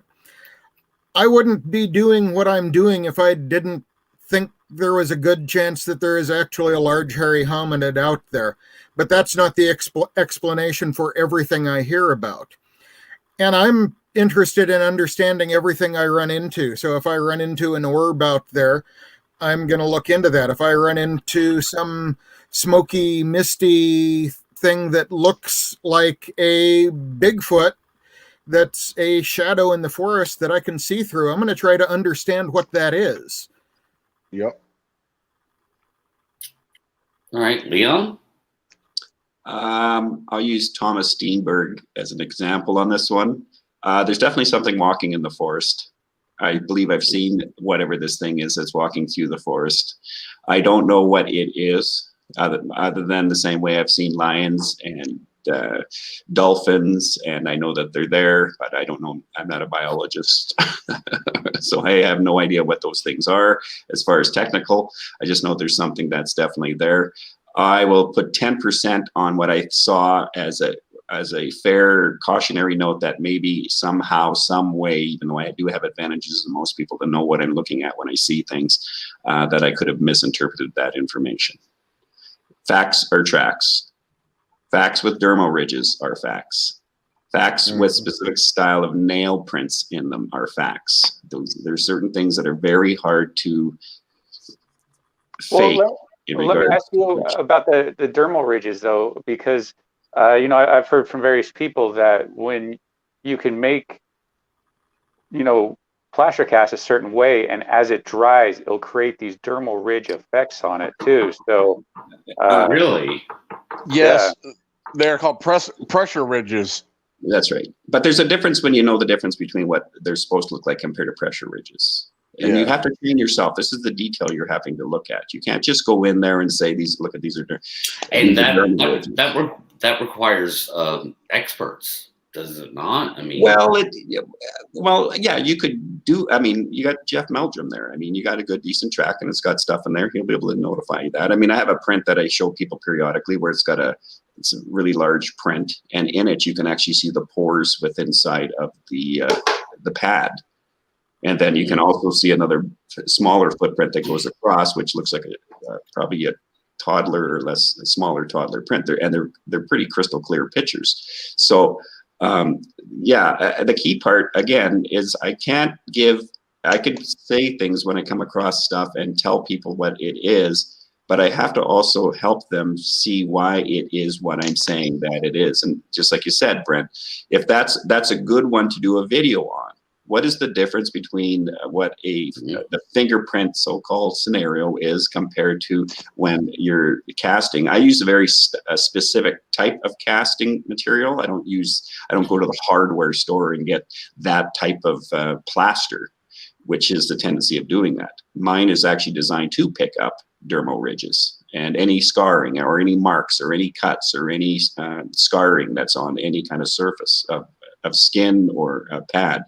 So mine's a little more high-techer than that would be, I guess. But but that's what you want to be mindful of as well, is when you're looking at stuff like that. When someone says, "Well, look, these are dermal ridges," that's a great one to answer for people at home. Well, no, here, this is how you'll be able to tell the difference between dermal ridges and when you're using a certain style of plaster that when it does the compression part and it looks like dermal ridging. Dermal ridging. It's pretty hard to fake dermal ridging when you really understand how they are, because people could fake that. If that's the case, and I wanted to do a crime, I'm pretty sure I could do dermal ridge techniques for fake fingerprints. Yeah, fake fingerprints, right? Yeah, or footprints or whatever I wanted to do. And then again, it's part of that. Think of the level of if we could upper game in all of that stuff. how much it would move us forward. Saying that, it's kind of like what you were talking about earlier, Pat. If tomorrow morning on the Trans-Canada Highway or a highway somewhere in the States, a truck hit a Sasquatch and killed it deader than a stick, and the scientists went there, you better believe that everybody that's online that believes in Sasquatch are going to go out there 100 times with more vigor than they have at this present time. Not to mention everyone who never believed in Sasquatch are going to go get out there with a lot more vigor. What we need on this side before we have a dead Sasquatch is that capacity to go after it nonstop, full bore, know what you're talking about, talk to people who know what you don't know, ask them all the right questions, get educated. That's the If best you want, way. if you want to do good print casting, look to some of the old Boy Scout instructions for how to cast a print. If you want to up your game from that, get instructions from forensic supply sites that tell you how to do boot casts and print casts and tire casts that are of legal evidence quality. Yeah, see, and that's the kind of resources we need to get out there more, and for this, like how you use a different type of casting material, that's far more superior because it's able to pick up far more detail, and comparing that to how the pressure marks on it, getting all these resources out to the people is it's valuable, something that should probably work on in the future. Yeah, and that's the question levels we should keep doing what we did tonight. I don't want to stay online because I got to get going here pretty quick. But yeah, that's what we're talking about. It's great to watch the chat and how they're really engaging with the level of what we're trying to do here. So it's not that the appetite's not there. It's just that it hasn't been heard forever. So I agree. I agree. And what's your thoughts, what's your name again, Brent? Oh, that's right. Yeah, Brent. What's your thought on the original question there, the last question? What was the last question? You kind of addressed it. I said I basically was like, what's the next step? And or like, what would you say to any skeptic? Well, yeah, I mean, I wouldn't, to say to a skeptic, like, we're all kind of skeptical, but, I think a lot of people are intrigued in the whole Bigfoot phenomenon. And I think that if we give them a better representation of, a more serious look on it, I think that even more people will be interested in it, be it a skeptic, non-believer, whatever it might be. And going forward, that's, just kind of keep doing with what we're doing. And for me personally, I want to try and highlight more people that I think that are good Bigfoot investigators, people who I think are doing it the right way, that have something to bring to the table, and just the more that we can learn from each other, and put our egos aside and just work together better to flesh out a good procedure and just a good way to go about it, with bringing these people together, almost vetting them out in a way. And so yeah, going forward, that's pretty much what I'm doing, and or what we're going to focus on. And hopefully the skeptics will see that, the non-believers, the people who think it's a joke, just subject to joke, they'll maybe have a second thought about it. Maybe they'll start taking it more serious, and start giving it more respect than what it already has. Because I think what the Bigfoot phenomenon is only like a 12% belief in the United States, I think it was. And 18. So a lot of people don't believe in it, but I think a lot of people are fascinated by the mystery of the Bigfoot phenomenon. That's why I'm still coming back. I've had a lot of different experiences. I might have seen Bigfoot on a couple different occasions. It's just,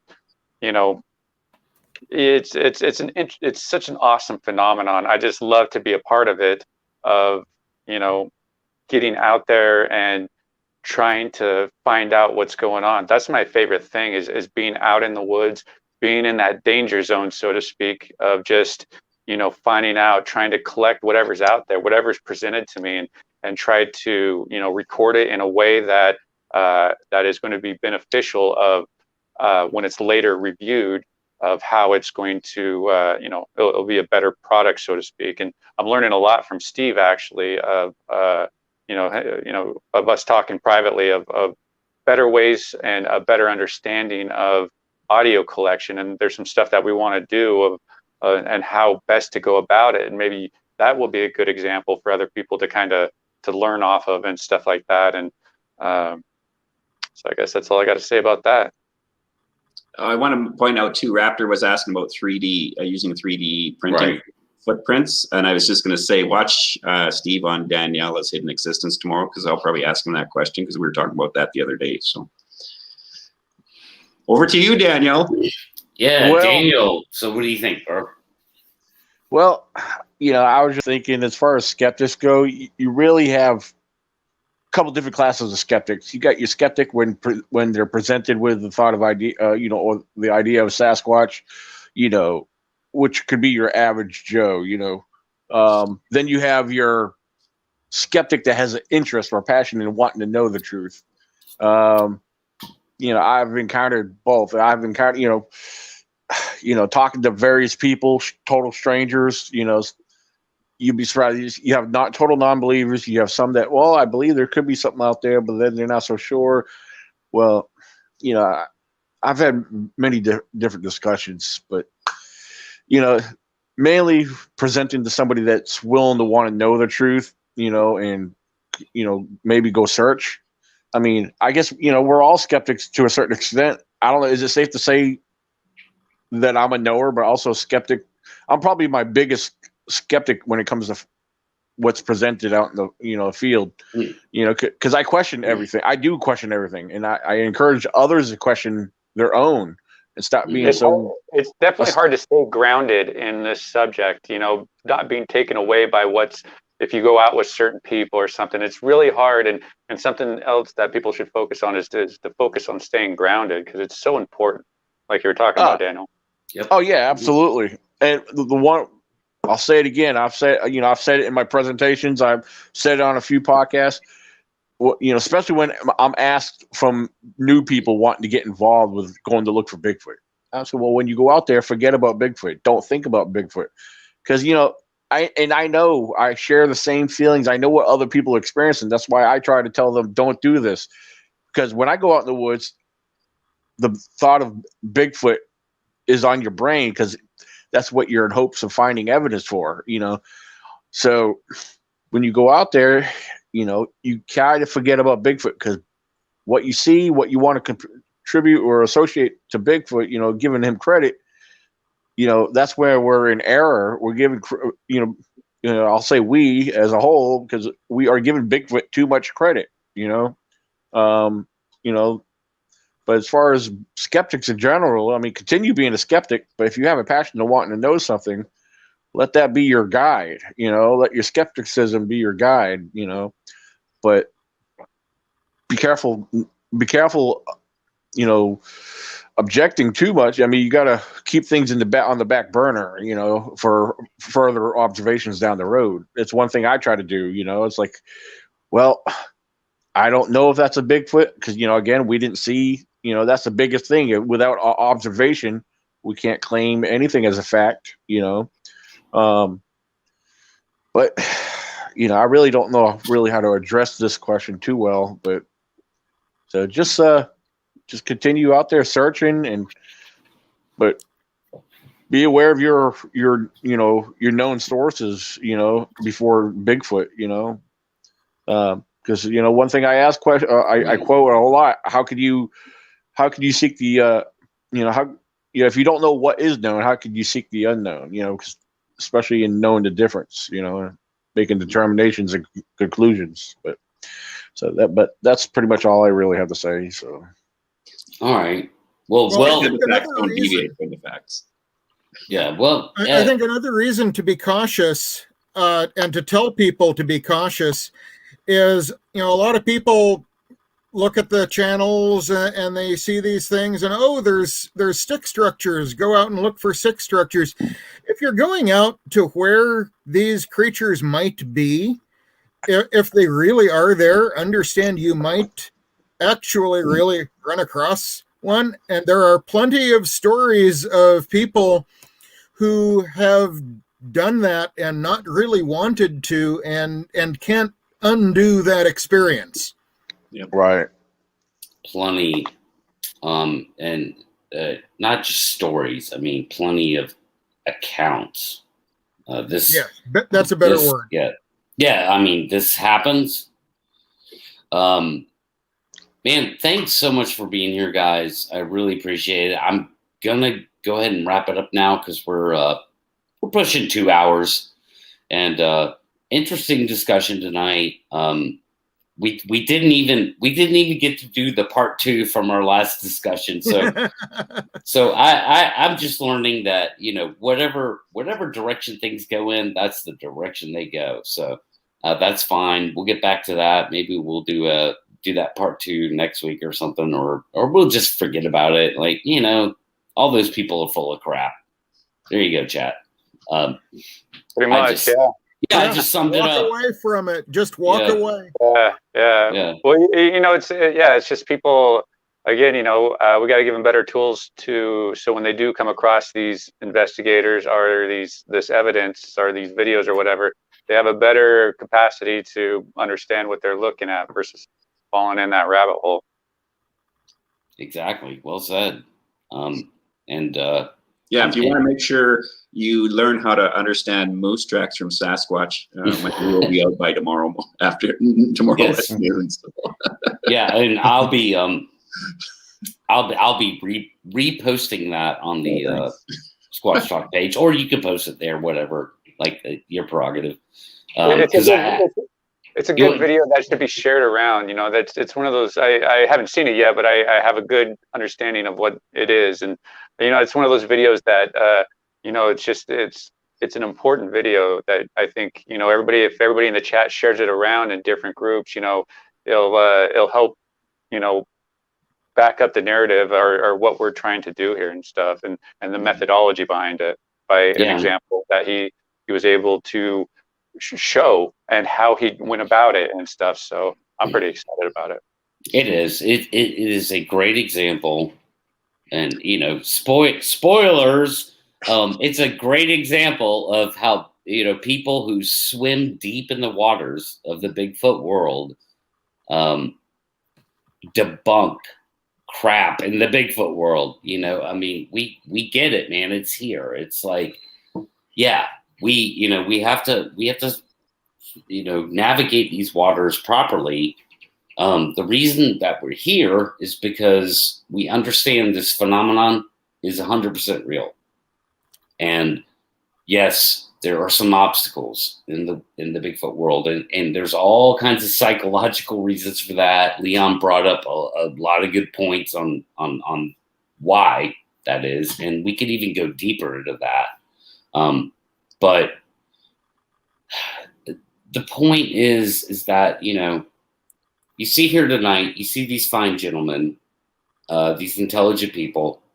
Maybe not so much me. Like I get that. I'm just a host. But these fine gentlemen, they're very intelligent. They're very articulate. They're not kooks. They're not crazy. They're not talking about freaking aliens or anything.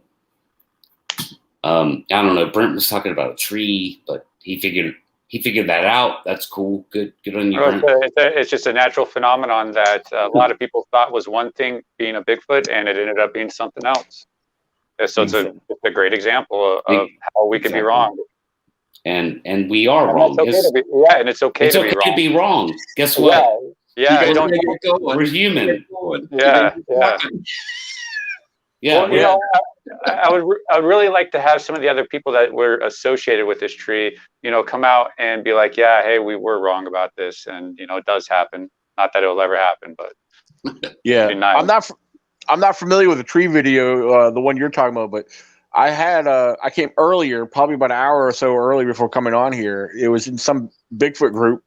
Some lady posted a picture of a tree going across a stream, and it was literally broken just like that in the middle going over the stream. And her caption was, "What was so big that broke that going across it?"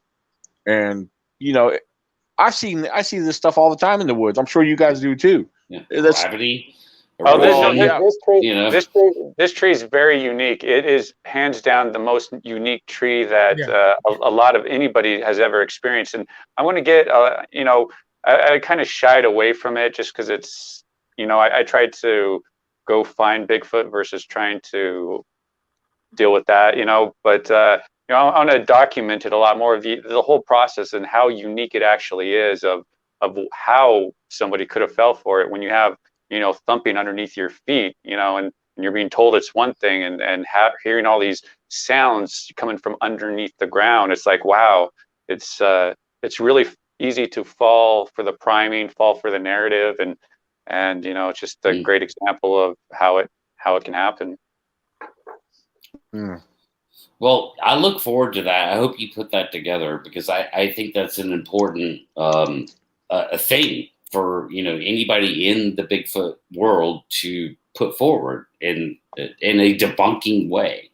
In a professional way that's not attacking the individual who perpetuated it and did a lot to protect it. But it's more of how we all fell for it, and the process of how we fell for it. Because I think like we talked about before, a lot of people are going to get a lot of insight that might have them restart their own investigation. Next thing the 15 channels that we're talking about are now 40 channels, and there's better evidence being produced. There's better narratives that people are able to build on and stuff. Like, my goal is just to bring more people in with what we're kind of doing this year. And I know a lot of good people that I think will be beneficial, that have a lot to offer. I agree. Yeah. Hey, so Brent, you might want to link your debunking the tree video on this one on YouTube. Yeah, I'm going to come out with because like the previous videos, I was just kind of like, it was more like, hey, I didn't really fully explain it. I was just more presenting the evidence, because it was such a kid glove type of situation. It was a very delicate when I first came out with it, that I couldn't really explain too much behind it, because it's just what it was at the time. But now I'm able to articulate it a lot more. I want to present something a lot better, so people will be like, oh, okay, that's like with the David Paulides thing. It's something that I want to present it, so it's a teachable moment for us all. I'm just seeing questions in the chat about the video that you're already talking about. Yeah. Some people are tuning in late, and that's fair. You guys could go back and watch the whole thing. It was a good discussion tonight. Again, like we just kind of went in a direction and stuck to it, and I appreciate that from you guys. Very, very, very articulate, very well said, and Pat, the better. Before we go, I was wondering if you would like to share with everybody. I hear there's a rumor that you're going to be speaking at your first Bigfoot conference. Yeah, so I've never been I've never been to a Bigfoot conference, not once ever in my life.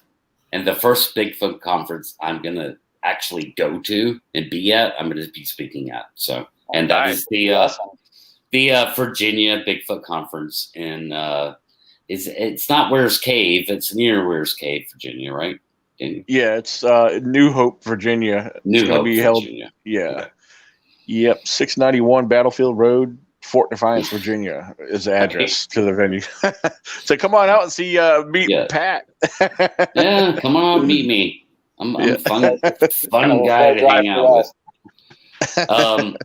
I have to get going, gentlemen. I'm sorry, but I got all right. That's all right, Leon. We're about to wrap up, so you duck out. You have a good night, Leon. Thanks, Daniel. See you later. Yeah, I'll stick on here if you're going to be shutting off pretty quick here, just to end it with the show. So, okay, all right, I'm going to go ahead and wrap up. Thanks everybody for listening. Great discussion tonight, and we'll do it again real soon. Thanks for watching, Pat from Squatch Talk, and have a good night.